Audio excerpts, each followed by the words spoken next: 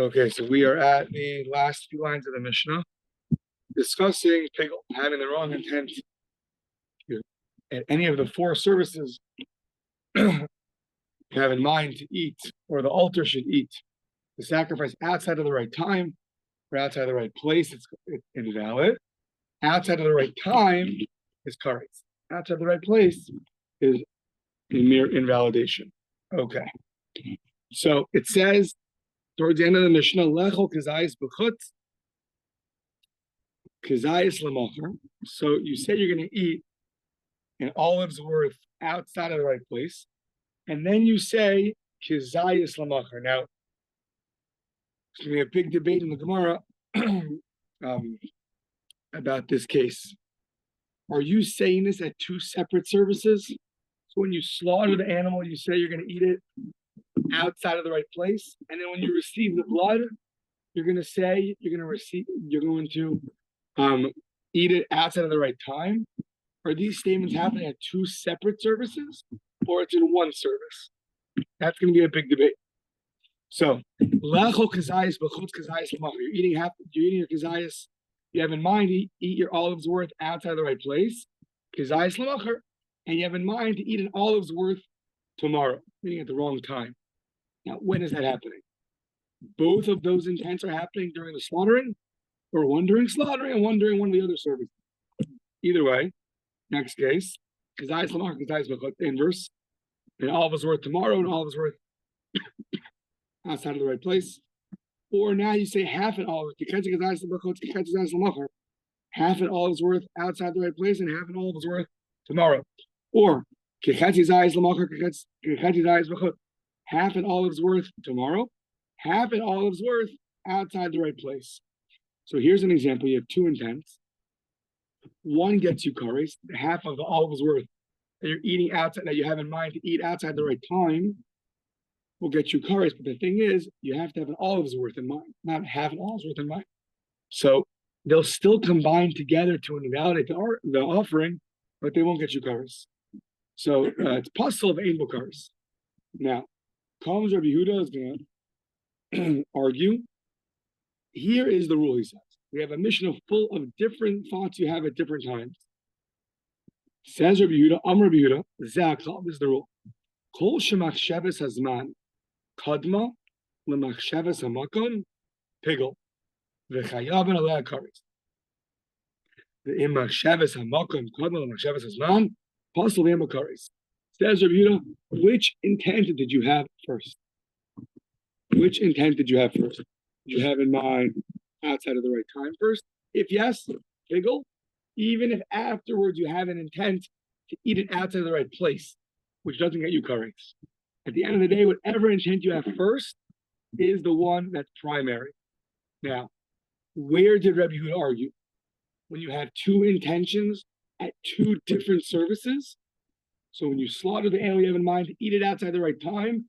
When you throw the blood, you have in mind to eat it outside the right place. Is that where he said that the first intent is the primary one? What about in the same service? As you're slaughtering the animal, you have in mind to eat a kazayis outside the right time, and then you have in mind to eat a kazayis outside the right place.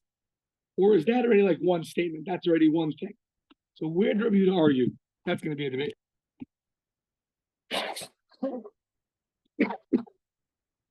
Okay.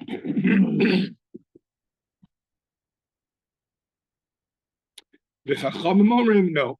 Zev is the apostle, ve'em bo kares. They don't care which thought came first. If you have both thoughts, so then that's the general rule. When you have two thoughts, pigel it's only going to be if it's the only thought. But if you have two separate thoughts, so then it's going to be invalid, but it won't be kares. Now, lechol kechetzi zayis lahaktir, kechetzi zayis kosher. Let's say,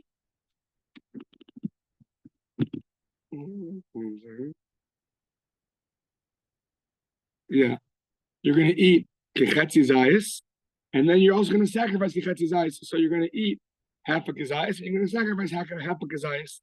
So, right, in this case, you're saying, I'm going to eat half an olive's worth, and the altar will eat half an olive's worth. So now that's kosher. That's fine. Why? She'ein achila v'haktar mitzarfin. Those don't combine. Your altar consumption and your own consumption, those don't combine to invalidate. So there, since you don't have an olive's worth of invalid thoughts, that is going to be good. Okay. So now, we have a machlokas Rabbi Yehuda and a Chacham. Rabbi Yehuda somewhere in certain cases says the first thing you utter or you think is primary. So now we're going to have a debate. Where did he say that? When you're doing two separate services or when you're doing one service? Says the Gemara, Ilfa machlokas v'shtei avodos. Now, it's going to make a big difference because if you say that when you make two statements, we go with your first statement and that's it, and the other statement's irrelevant. If you are combined two statements, then you have this rule that has to be the only thought that invalidates. If you have other thoughts that invalidate, not going to be good. So Ilfa says the machlokas in our Mishnah, Rabbi Yehuda and the Chachamim is b'shtei avodos. You have one thought during slaughtering and one thought during another one of the services. Or you have one thought during the walking of the blood and one thought during the receiving of the blood. Or you have one thought during the receiving of the blood and one thought during the throwing of the blood. There, when you have two separate thoughts, Rabbi Yehuda says the first one is the primary one. And if the first thought was outside of the right time, karis. If the first one was outside the right place, no karis. However, aval ba'avoda achas, in one of the services, you have two thoughts. Even Rabbi Yehuda will agree. That's called Eruv Machshavos. That's already combining the thoughts together. It's one statement with a mix of thoughts. And therefore, if you have a outside of the right time thought, but mixed together is outside of the right place, then you don't get kares. Yeah, is that clear? Yeah. Why didn't you do some explaining? What? So you could benefit. So you can get into their thoughts. Yeah. So yeah. Okay, because this is the groundwork, and then it's going to be a lot more complicated. Okay. So Rabbi Yochanan Amar, after avoda achas machlokas, says Rabbi Yochanan, Rabbi Yehuda is a consistent across the board. Whatever thought comes first, I don't care if it's two thoughts in the same service, the first thought is always primary, period. That's it. Whatever that first thought is going to be primary. Even if you're slaughtering and you have in mind outside the right time, and then right after you have in mind outside the right place, no, too late. We go, it's called toughest lashon rishon. You take the first statement. First statement gets primacy. Yeah. Okay. Now, fine. To Ilfa, Rabbi Yochanan. Ilfa is, the machlokas is in two services, and Rabbi Yochanan says in one. So now, Bishlam Ilfa told us the machlokas in two different services. Midiresha b'shtei avodos, Seifanana b'shtei avodos. According to Ilfa, the whole first half of the Mishnah describes a list of cases where you had the wrong thought at two separate services. So according to him, you have a nice parallelism in the Mishnah. The beginning is two different services, and the end is two different services, and Rabbi Yehuda argues across the board. According to Rabbi Yochanan, next page, the beginning of the Mishnah is two cases, and then there's just one case. Says the Gemara, yeah, and Reisha b'shtei avodos, and say for bein v'lachas b'shtei avodos. Yeah, Rabbi Yehuda, when he argues on the whole Mishnah, and not only in the case of two cases in the beginning, but even in the case of one service, when you're doing one service with two thoughts, you have a debate over there. Okay, so that wasn't so difficult. So now it says the Mishnah of Rabbi Yehuda Zaklal. Rabbi Yehuda starts off his statement, this is the rule. Now, this is the rule always comes to include something. The Gemara now, Erechin starts off like all the Mishnahs. This is the rule. What are you coming to include? Because after you say the rule, you tell us the rule. So just say the rule. What's your introduction? This is the rule. Just say your statement. So this is the rule always comes to include something. So I'm going to Zehaklal. If your maksheves has not come to maksheves and makom pigel, if the first thought you have in mind is a thought to eat it outside the right time, pigel, and you get kares. No. Imachshavas Azman, Kadol Machshavas Amakom, Pigol, Mechanal Karis.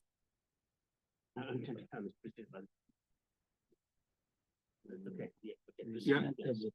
If outside the right time precedes, it comes first. At before the right time, before the right place, Pigol and you get Karis. Okay.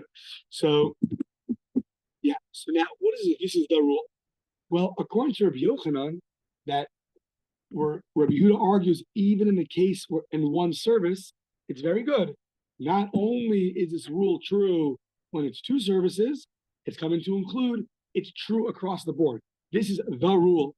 The rule means it's always the rule, even in one service. That's very good. That's a proper way to speak. This is the rule.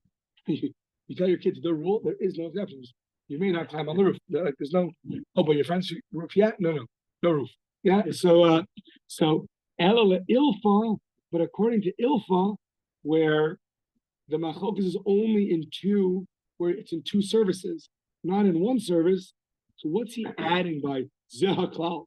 My Zehaklal? Says Gemara, Kasha. You're right. That phraseology is difficult for Ilfa. It doesn't knock him out. Not every question knocks you out, and you have to, rethink your statements. But yeah, the wording is difficult. Okay, fine. Difficult wording. Yeah. Okay. Now, Jules wants to know why I do so much thinking. So I have no answer. However, once you have a principle in the Gemara that the first language is primary, so now we're going to see how that applies across the board. So you pulled out of here that there's a debate, is the first language the primary one or not? According to Rabbi Yehuda, you go with the first statement. It takes primacy. You know what's going to happen? We're going to jump to Tamura. Tamura, you have a non-holy animal right here. You have Betty the cow. Next to it, you're going to have a Ola and a Shlamim. You have an Ola and a Shlamim. Now, you can't put both sanctities onto one animal. It doesn't go. What happens if I say this is going to be an Ola and a Shlamim? Is it an Ola? Or is it both, and therefore you can't sacrifice it? You have to let it graze until it gets a wound, and then you have to blemish, and then you have to sell it and get the money. So let's see how another section of the Gemara will fit into our mission. Yeah. Okay. Tanan Hasam Harizet Tmuras Ola Tmuras Shlamim. Very important how he phrased it. So this is going to be, we're going to put the sanctity of a Ola, and then he said it again, Tmuras Shlamim. So he said the word Tmura twice. This is going to be exchanged for an Ola, it'll be exchanged for a Shlamim. So now, what's the halacha? Harezu Tmuras? Harezu Tmuras Ola. It is an Ola. Ola was the first thing that came out of your mouth. Yeah. So, it's like on WhatsApp, you could delete, right? So a person says something, and then you see it, then they delete it. It's too late already. I saw your first statement, yeah? So no, that's not what I meant. No, it is what you meant. That's why you said it, right? So, Hareza Tmuras Ola. So that's a Ola according to Meir. Amar Rabbi Yossi. Rabbi Yossi says, Im lekach neschavim tchila. Listen, you can't, only Hashem can utter two things at the same time. A human being can't do that. So, if you had in mind both, an Ola and a Shlamim, practically speaking, you haven't yet been taught how to utter both statements at the same exact time, because you're a human being. So therefore, the Efshar Lahotzi Shtei Shemos Ka'achas, the Varav Kayamin, both are going to be true. We do not give primacy to their first statement of an Ola. It's both, now the animal is an Ola Shlamim, which is not going to be useful for you. So you're going to have to let it graze till it gets a wound, a blemish, then take the money and then use the money to buy yourself a Ola and a Shlamim. Okay, so that is Rabbi Yossi. So he argues. Now, the Imish Amar Harezu Tmuras Ola. Let's say you would say this is going to be exchanged for an Ola, and then you change your mind, you retract it. The Nimla, the Amar Hareze Tmuras Shlamim, and then you say, you know what? Never mind. It should be exchanged for a Shlamim. So in that case, Rabbi Yossi agrees. If Harezu Ola, because that's two totally separate statements. You said this is going to be an Ola, and then you rethought, you're like, you know what? No, a Shlamim. No, too late. Even Rabbi Yossi agrees there, that's really two totally separate statements. So that doesn't give primacy to the first statement. That's just, you said something, and it worked. You can't retract on that. So, but if you say two things at once, where there was no retraction in the middle, that's where there's a debate. Is there primacy to the first language or not? So, yeah. Okay. Fine. So now, yeah, Ibailu. So now we're gonna have a question which is gonna be relevant to us. Harezu tumuras ola. So now, notice that before he said the word tumura twice. This is gonna be exchanged for an ola, exchanged for a shlomim. And there we had a debate, Rabbi Meir and Rabbi Yosef. What about if he just puts it all even closer together? Harezet tumuras ola b'shlamim. This is a exchange for ola and a shlamim. He doesn't say the word tumura again. Maybe when he says the word tumura again, you can hear maybe there Rav Meir says you go with the first statement. Because in Rav Meir's world, it's like two separate statements. Because you said the word tumura again. But in this case, it should be exchanged for ola shlamim. What about that case, Mahu? Would Rav Meir say you still give primacy to ola, or you'll argue and say no? He only says that when he believes it's like really two statements. In this case, it's so much one statement that even Rav Meir agrees it's going to have the sanctity of both, and you have to let it graze until it gets a wound, until it gets a blemish. Or lachtos mahu. Let's say you'll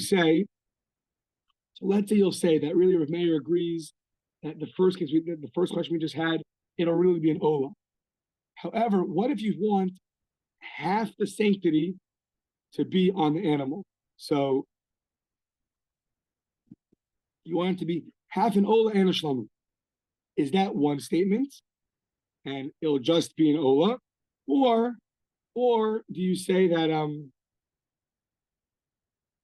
is it one statement and they each are going to work, or you'll say no, you'll go with the first statement that really half of it becomes an ola. Once it gets sanctity of half, the whole thing becomes holy. So do you say it gets both at the same time, which means that you don't give primacy to any first statement? Or you say, no, the word ola came out first, and therefore half of it's going to be an ola. But once half is there and nothing interrupts it, it expands the whole thing. Yeah.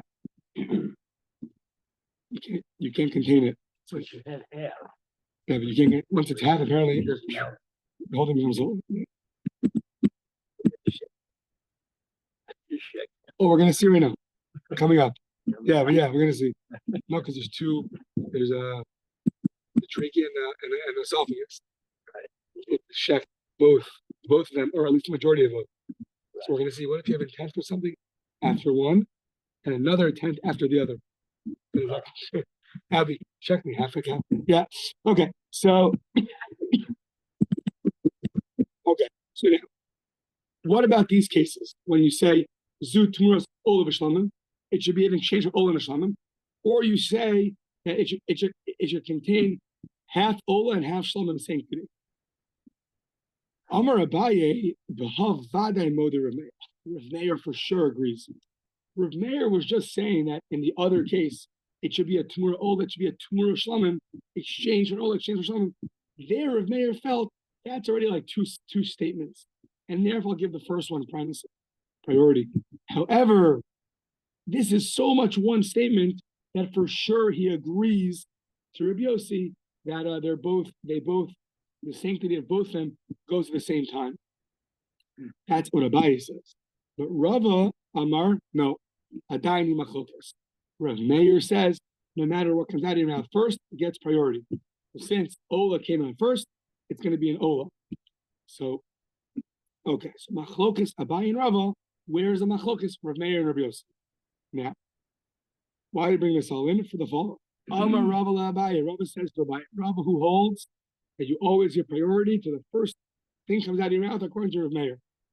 Rava says to Abaye, Lidi Dach, according to you, Abaye, the Amars B'Habad Moda, Rav Meir, who says that in this case, it's so much one statement, Rav Meir agrees that he wants both sanctities to go at the same time.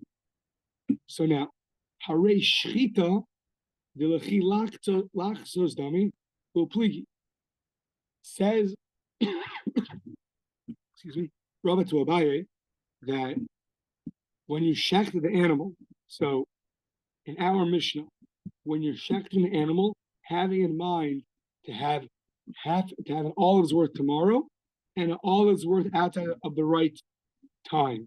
So you're slaughtering an animal and you're having in mind to have 2 olives worth. One you're going to eat outside the right place, and one you're going to eat outside the right time. Says Rava, you Abai that says Rav Meir for sure agrees. But look, we're going to see later that Rav Meir goes with Rabbi Yehuda's opinion, who argues in our Mishnah, and says whatever statement comes first is the primary one. So now, since Rav Meir agrees to Rabbi Yehuda, as we'll see later on, and Rabbi Yehuda argues by the case of Shchita, and he holds that when a person slaughters the animal and he has 2 things in mind, the first one takes priority. So it says Rava to Abaye, Hare Shchita, that's the same case as wanting both sanctities, both half sanctities to be on the animal. What's the difference? You're shechting and you want an olive's worth tomorrow outside the right time, or out and then outside the right place.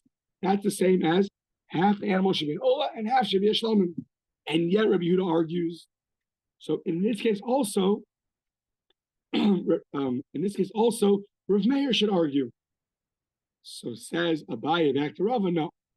So, and here's what gets interesting. Do you view slaughtering the animal? It's all or nothing. 2, you have to do most of the 2.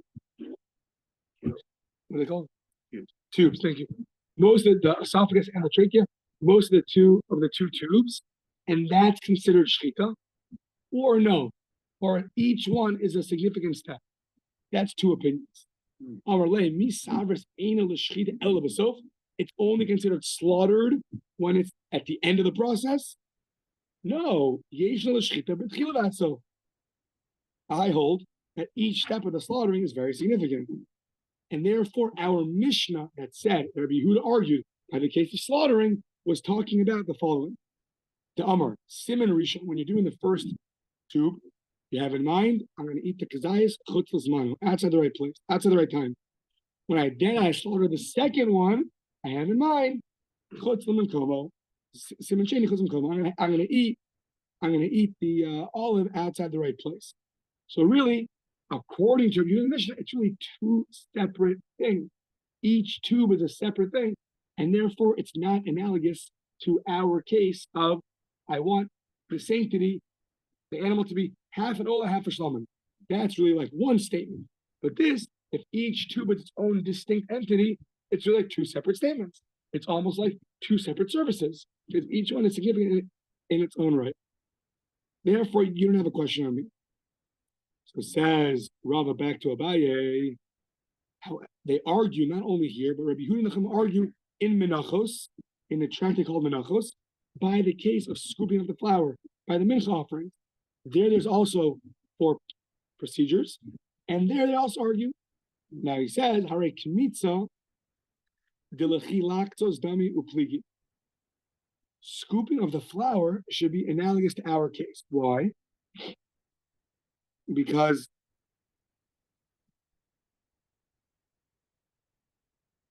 when you're scooping up the flour, and you have 2 things in mind, and yet Rabbi Yehuda argues, that basically means there's no one when you are scooping up the flour. It's not like slaughtering an animal where there's 2 tubes, and each one you can differentiate as its own entity. Scooping up the flour is one act. And there, if you have in mind to eat it outside the right place, and then outside the right time, Rabbi Yehuda still argues and says, whatever you had in mind first, that's primary. So what do you see? Even by one statement, one act, Rabbi Yehuda argues, and Rav Meir goes like Rabbi Yehuda, as we'll see soon. So therefore, in our case of having both sanctities to go at the same time on the animal, half ola, half shlomim, he should argue as well. And yet you didn't say that. Question on you. So says the Gemara, Hasam nami the Amar kometz mincha chutz l'zmano, kometz levona chutz l'mkomo. You thought they argued by the case of the scooping of the flour. No. By a flour offering, there's 2 parts, which is like the throwing of the blood. By the flour offering, you have to burn the flour and you burn the frankincense. Those 2 services are both equal to the throwing of the blood. That's what allows you to partake in the offering. You have to do both of those. So that's where they argue. And now that's two separate things. The burning of the flour and the burning of the frankincense. So there, when you burnt the flour, you had in mind one thing. When you burnt the frankincense, you had in mind something else. Rabbi Yehuda says, whatever you had in mind first is the primary one. But that's still not analogous to our case, which is like one statement. So therefore, it's not a question on me. Says the Gemara, assuming they argue by flour offerings, they argue by all flour offerings.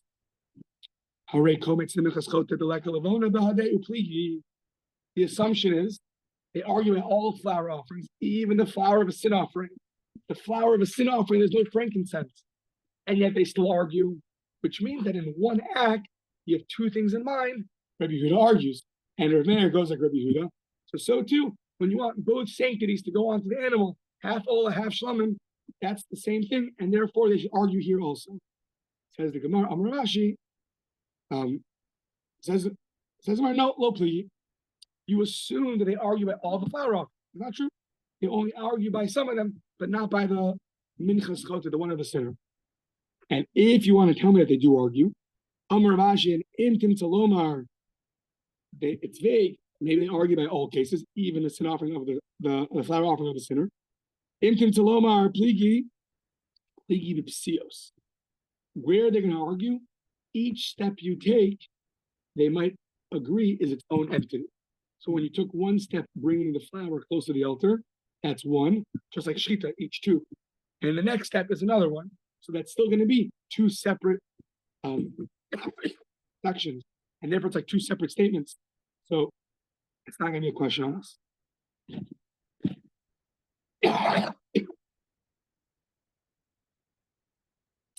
Okay, don't worry. Yeah. Rav Simi. Hold up your hands. Yeah. Yeah. Rav Simi Barashi Masni. Totally fine. So, yeah. I'm making a tea business very a lot of profit. Rav Simi Barashi Masni Kidabai. So now this machlokas, Abai and Rava, where does Rav Meir argue? Does he argue across the board even by one statement, or only by things that are like very similar to two statements? That's actually a debate in the earlier Rebbeim, in the Tanaim. Rav Simi bar Ashi Masni Kidabai. Abai really reflects Rav Simi bar Ashi, and Rav Huna bar Nasan Masni Kidarava. Machlokas Abai and Rava, it's really reflected by Rav Simi and Rav Huna. Fine. Okay. So now, Ki also Rav Dimi travels from Israel to Bavel, to Babylonia, and he said the following. Ki also Rav Dimi Amar, Rabbi Meir Beshitas Rabbi Yehuda Amar. You should know Rav Meir goes like the opinion of Rabbi Yehuda, the Amar Tafus Lashon Rishon. Here's that language. You grasp the first language. Whatever comes out first takes priority. How do I know Rav Meir goes like Rabbi Yehuda? It's not. Amar Rabbi Yehuda Zehaklal. Im machsheves hazman kadma es machsheves hamakom pigel ve'chayav and alav kares. If your thought of the outside the right time precedes the thought of outside the right place, it's pigel. Once that is there, other one can't knock it out, and therefore chayav kares. Turn the page. So now, that's what he said. That's how you know that Rabbi Yehuda holds tafas lashon rishon. Okay. Amar le'abaye. So the assumption right now was that our Mishnah and that Mishnah and Tamura about Ola and Shlamim are the same. Rav Meir, whatever Rav Meir holds there, Rabbi Yehuda holds over here. Amar le'abaye, but others learned the Mishnah and Tamura differently. And therefore you don't have a proof that Rav Meir goes like Rabbi Yehuda. Why? Amar le'abaye v'amar Rabbi Bar Chana, Amar Rabbi Yochanan. So Abai said, Rabbi Bar Chana said in the name of Rabbi Yochanan, the following: Ki magas lahu, when he got there, meaning when he got there, if you want, you can bring the machlokas much closer together between Rav Meir and Rabbi Yossi. Ki magas lahu Rabbi Yossi b'hadi adadi lo pligi. Nah, they don't argue at all. Says Mar, what do you mean? We just had that they do argue. Lo pligi, lo mifligi pligi. What does that statement mean? They don't. Of course they argue. By the Ola and the Shlamim. Either it's an Ola or it's both. Of course they argue. No, like this. Amrlei. Pligi b'mai pligi. Below pligi b'mai delo pligi. What they argue about, and what they don't argue about, they don't argue about. Clear? Good, clear, good. Now, what does that mean? The following. The Amar of Yitzchak Bar Yosef, Amar of Yochanan. Everyone agrees. Hakol Modim, where you say the following statement, Heichad Amar Tachal Zu, this should take effect. The Achar Kach Tachal Zu. And afterwards, this should take effect. Two clear statements. I want first an Ola to take effect on this animal, and then I would like a Shlomim to take effect on the animal. Everyone agrees there that a Shlomim will not take effect. Because that's two totally separate statements, and therefore, for sure, the first one is already there. So the second one can't now remove that sanctity. That everyone agrees to. Yeah, that's where they all agree. Now,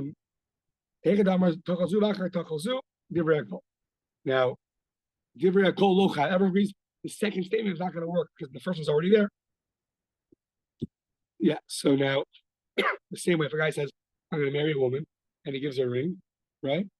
And afterwards he goes, another guy jumps in, oh, no, actually, I want to marry her. And he gives her a ring, but she's already married. Too late. So yeah. I guess it maybe happened in South Africa. So now, if you say, Lo Tachoseh, this should not take effect unless this takes effect. Shlomim should not take effect unless the Ola takes effect, or the other way around. The Ola should not take effect unless the Shlomim takes effect. Well, then everyone agrees that it is going to work because you made a stipulation. Yeah. So that's where they don't argue. Where do they argue? Keep ligi the Amar Tmuras Ola, Tmuras Shlomim. Now, before we understood their debate was, do you give the first sentence priority, the first statement priority or not? But now Abai is going to say in the name of Rabbi Yochanan differently.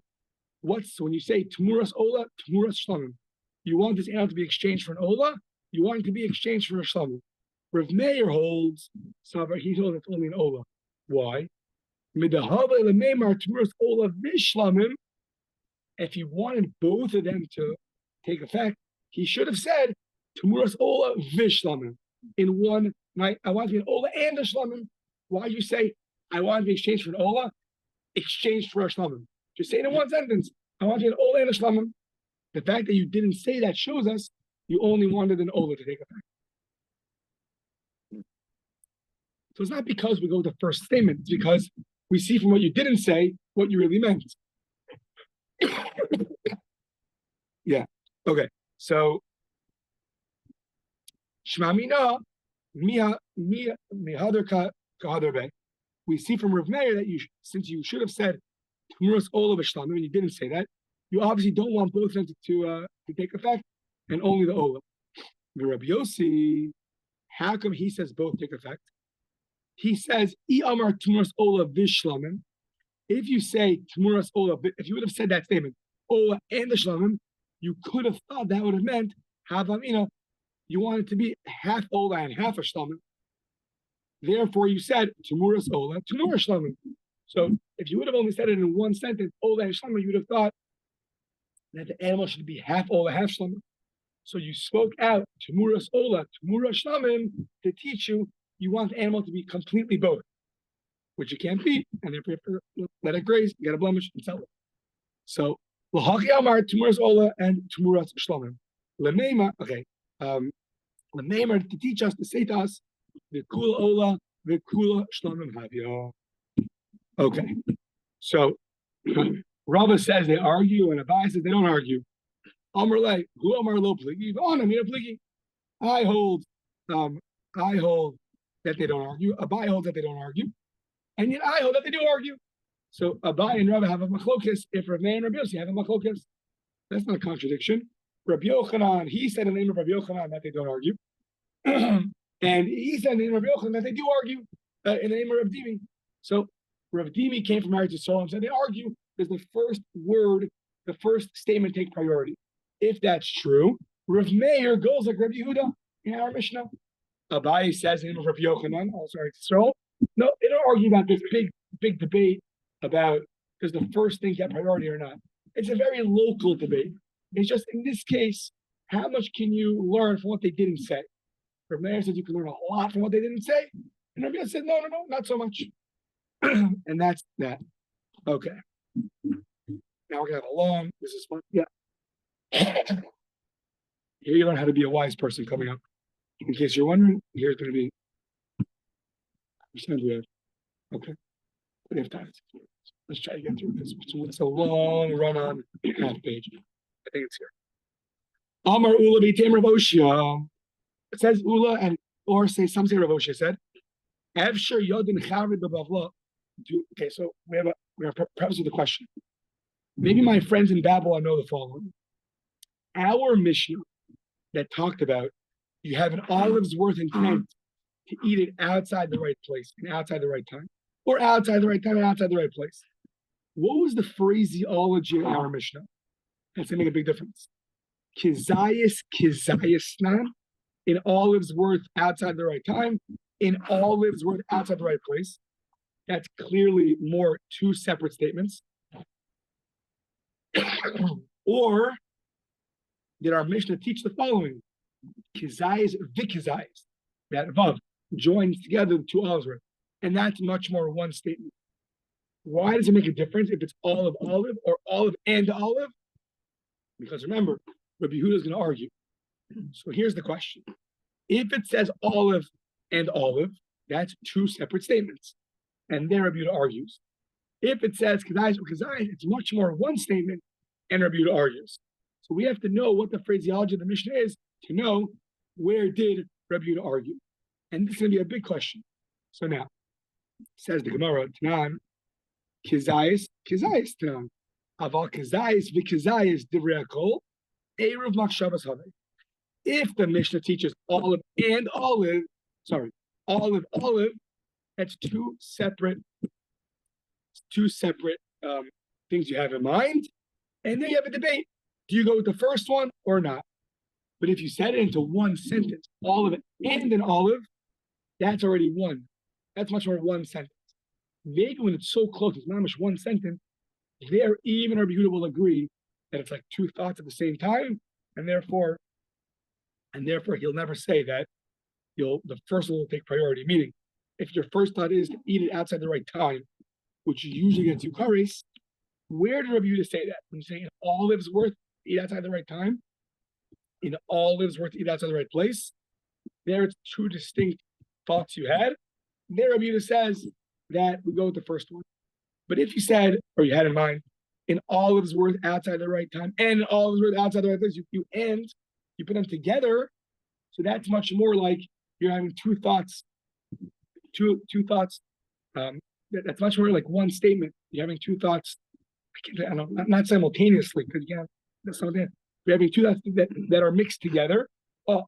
Once you have things that are mixed together, thoughts of this like that, then the rule is you can't have pigel, you can't have kares if there's another thought that interferes. Or you'll say dilma kizayis u kizayis tra. Really, the Mishnah is an olive's worth and an olive's worth, and Rabbi Yehuda holds those are separate things. Even though the vav joins them, Rabbi Yehuda prat have, it's going to be two distinct things, and therefore the first one takes effect. The kol shekain kizayis, and for sure, if you had in mind an olive's worth, and then you had in mind another olive's worth, without the vav joining. If you said I'm having an olive's worth outside the right time, I'm going to have an olive's worth outside the right place. So for sure, in that case, he's going to argue. He even argues in a case where it's one, an olive's worth and an olive's worth. He'll for sure argue where it's not joined by the vav. Okay, since the next part is a 15, 16 liner, all one long run-on story, maybe we'll start tomorrow.